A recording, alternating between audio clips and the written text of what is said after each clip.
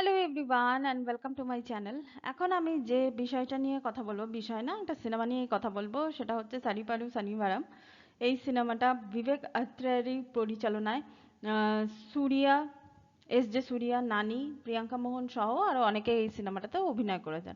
Action ধর্মী এই সিনেমাটাতে অ্যাকশনও আছে, ড্রামাও আছে, কারণ ড্রামাটা শুরু থেকে শুরু হয়ে যায় সিনেমাটার একদম প্রথম দৃশ্য থেকেই ওই মানে নানির যে টিনেজার টাইমে নানি, মানে যে চরিত্রটাতে অভিনয় করেছে, নানির চরিত্রটার নাম হচ্ছে এখানে সূর্যা।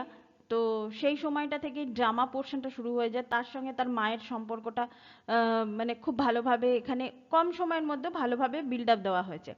এই সিনেমাটার যে জিনিসটা আমার খুব ভালো লাগলো সেটা হচ্ছে যে রাগ এবং ইন্টেলিজেন্স দুটোকে কম্বাইন করে এত সুন্দরভাবে সিনেমাটাকে তৈরি করা হয়েছে না, আমার এটাই খুব ভালো লাগলো। মানে প্রয়োজনে রাগ, রাগ দেখাও, রাগ দেখানো উচিত প্রয়োজনে, কিন্তু কিছু কিছু জিনিস আছে সেটা অবশ্যই ব্যক্তি বিশেষে, এবং নট অনলি ব্যক্তি বিশেষে না, পরিস্থিতি অনুযায়ী এমন কিছু জিনিস আছে, এমন কিছু জায়গা আছে, সেই জায়গাগুলোতে কিন্তু ইন্টেলিজেন্সই কিন্তু কাজে লাগে সবসময়। যে মানে ওখানে মারধর শুরু করাটা ঠিক না, কারণ এখানে একটা সিন আছে, আমরা দেখতে পাবো যে এখানে প্রিয়াঙ্কা মোহনের যে ক্যারেক্টারটা, সে পুলিশে চাকরি করে, জে সূর্যাও মানে দয়ার ক্যারেক্টারটা, সেও পুলিশে চাকরি করছে। তো এবার তারা একটা জায়গায় এসছে, একটা মোটামুটি মার্কেট প্লেসের মতোই একটা জায়গা আছে, সেখানে কিন্তু নানির ক্যারেক্টার দূরে কোথাও ছিল, কিন্তু সেখানে একটা ভদ্রমহিলার গাড়ির সঙ্গে অ্যাক্সিডেন্ট হয়, এবং অ্যাক্সিডেন্ট হয় মানে জে সূর্যার যে পুলিশের গাড়িটার সঙ্গে। কিন্তু সেই জায়গাটাতে আমি দৃশ্যটার বর্ণনাটা ওইভাবে দিচ্ছি না, তো সেই জায়গাটাতে নানির চরিত্র মানে সূর্যার চরিত্রটা এত সুন্দরভাবে যে জায়গাটাকে ডিল করে, আমার ওই জায়গাটা কিন্তু দেখতে ভালো লাগে, এবং দর্শকের কাছে এটাই মেসেজ পাঠায় যে ইন্টেলিজেন্সই ওর মধ্যে আছে। কিন্তু প্রয়োজনে আবার যখন ওই শনিবার যখন আসে, শনিবারের সঙ্গে তার একটা লিঙ্ক আছে, সেটা তো সিনেমা দেখলে আপনারা বুঝতে পারবেন। কিন্তু যখন শনিবার যখন আসে, তো তখন সে মানে কি বলবো যে মানে রামধোলাই সে দেয়। তো এবং সেই সময় তার অ্যাটিটিউডটা এরকম থাকে যে যা করেছি বেশ করেছি, তো এইরকম ধরনের অ্যাটিটিউডটা তার মধ্যে থাকে।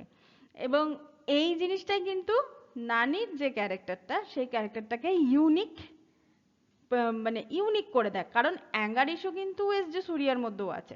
আমরা ক্লাইম্যাক্সের একটা জায়গায় দেখতে পাই যে নানির বাবার চরিত্রটা যে ডায়লগটা দিচ্ছে, দায়ার মানে দায়াকে, মানে জে সূর্যার ক্যারেক্টারটাকে যে ডায়লগটা দিচ্ছে না, যে কেন আমার ছেলে মানে বসে তোমার মারটা খাচ্ছে, সেই যে ডায়লগটা দিচ্ছে, এবং আলটিমেটলি কি হলো যে জে সূর্যাকে পাবলিকের হাতে দিয়ে দেবো, ওই যে ভয়, কেউ সামনে আসবে না, আহ, ওই যে একটা ভয়, যে তারপর ধীরে ধীরে ধীরে ধীরে একটা বাচ্চা মেয়েকে যখন সে মারতে এলো, মারছে, তখন কিন্তু পাবলিক ধীরে ধীরে ধীরে ধীরে কিন্তু এবার সামনের দিকে আসতে কিন্তু সে শুরু করলো।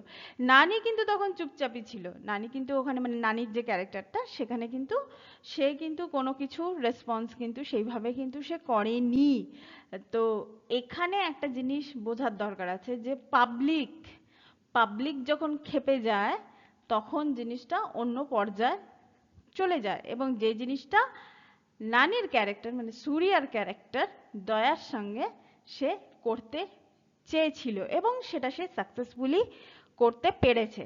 এখানে প্রিয়াঙ্কা মোহনা এবং নানির ক্যারেক্টারের মধ্যে যেটুকু পোর্শন দেখানো হয়েছে ভালো লাগে, আহামরি কিছু না, ভালো লাগে, যদিও ওই পোর্শনগুলো, ওই রোমান্টিক পোর্শনগুলো এই সিনেমার জন্য বা মানে অতটা বেশি মানে খুব বেশি রোমান্টিক মানে পোর্শন তা মানে থাকলে অসুবিধা হয়ে যেত এই সিনেমাটার জন্য। আদারওয়াইজ এই সিনেমাটা কিন্তু বেশ একটা ভালো সিনেমা, অ্যাকশন ধর্মী মুভি, এবং নানি তো যথেষ্ট ভালো অভিনেতা, জে সূর্যা তো ফাটিয়ে দিয়েছে, মানে যখন ওই বাচ্চা মেয়েটাকে যখন সে মারছে, তখন তার মুখের যা এক্সপ্রেশন, এবং তার মানে সে যেখানে যেখানে ভায়োলেন্টলি যে কাজগুলো সে করেছে, মানে মানে ভায়োলেন্স দুজনেই, কিন্তু জে সূর্যার যে ক্যারেক্টারটা সেটা হচ্ছে ব্রুটাল, মানে লোকটাকে এক কথায় নোংরা বলা যেতে পারে, এরকম ধরনের আর কি তার ক্যারেক্টারটা।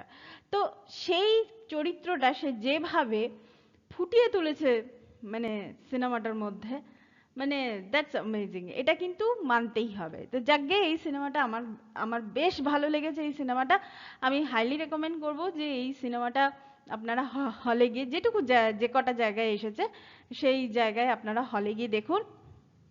এবং আমি না, এই সিনেমাটা রিলিজ হওয়ার আগে, যদিও আমি এখন যেটা বলতে যাচ্ছি সেটার সঙ্গে কিন্তু এই সিনেমাটার কোনো সম্পর্ক নেই, এই সিনেমাটা রিলিজ হওয়ার আগে নানিকে নিয়ে একটা বিতর্ক তৈরি হয়েছিল সোশ্যাল মিডিয়াতে। ঠিক ভুলে আমি কিছু যাচ্ছি না, কিন্তু ব্যাপারটা কি জানেন তো, ব্যাপারটা হচ্ছে যে সোশ্যাল মিডিয়াতে সবাই সবার বিরুদ্ধে কিছু না কিছু বলে। ভুল যখনই হয় তখনই কেউ না কেউ আওয়াজ তোলে, কেউ না কেউ ট্রোল করে, কেউ না কেউ ট্রেন্ডে গা ভাসিয়ে করে, কেউ এমনিই করে। তো এইগুলো করে, কিন্তু আলটিমেটলি দেখতে হয় যে শেষে ওস্তাদের মারটা শেষ রাতেই হয়। আজকে নানি যতই তার থেকে কোনো সিনিয়র অ্যাক্টরকে যাই বলে থাক না কেন, সে এইটুকু জানে যে সেই সিনিয়র অ্যাক্টর যদি ভালো অভিনেতা হয়ে থাকে সেও কিছু কম নয়, সেও ভালো অভিনেতা। এবং এই সিনেমাটা তো তার প্রমাণ। এটাই হচ্ছে ব্যাপার, প্রপোর্শনালি তুমি থাকো, প্রপোর্শনালি আমিও থাকবো।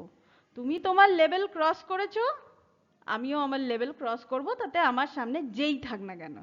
তো এটা হচ্ছে এই সিনেমাটা।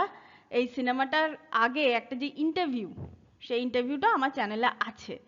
সেই ইন্টারভিউটা মানে আমার সঙ্গে ইন্টারভিউ না, ইন্টারভিউয়ের একটা লিংক আমি দিয়ে দিয়েছিলাম। এই সারিপোরা শনিবারমেরই ইন্টারভিউ নানি দিয়েছিলেন। তো সেখানে এত সুন্দরভাবে উনি ওই বিতর্কটাকে নিয়ে উনি কথা বলেছিলেন, যেটা আমার খুব ভালো লেগেছে। কারণ সে যখন এই কথাগুলো বলেছিল, মানে আবার এটাও সত্যি কথা, লোকের মধ্যে আবার একটা ধারণা হয়ে গেছে এই মানুষটা অভিনেতা হিসেবে ভীষণ ভালো, মানে সে কোনো এইসব বিতর্কের মধ্যে সে জড়াবে না। কেন ভাই, কেন জড়াবে না সে? কেন তার নামটা ইয়েতে আসবে না? এটাই হয়ে গেছে ব্যাপার। নানি এই কথা বলেছে, লোকে আকাশ থেকে যেন পড়েছিল। কেন বললে কি অসুবিধা আছে?